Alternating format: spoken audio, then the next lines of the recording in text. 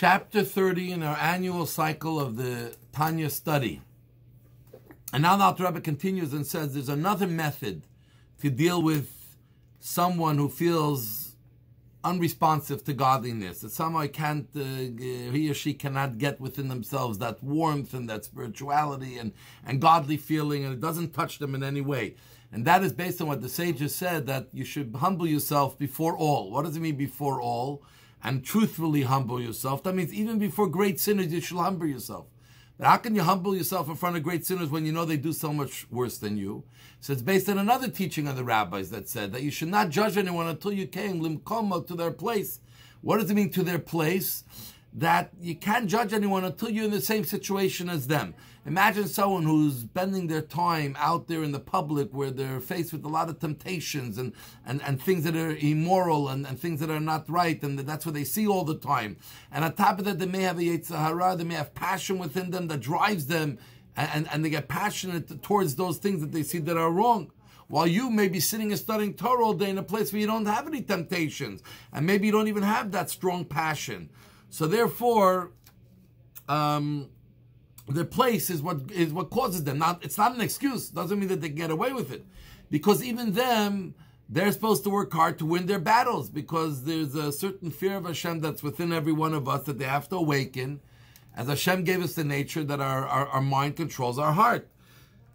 And they have to fight back, and they have to fight back hardly based on the way the Yetzer Hara is fighting in one way. That's how they have to fight back, through prayer and concentrating on prayer to use to fight back.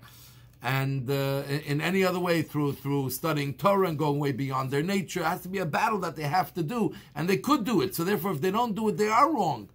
But yet, when we look at them and we see, we also realize that we also have various battles. There may be small battles, not stopping to talk gossip, embarrassing someone even in a small little way, even if a way just to cleanse yourself, your name.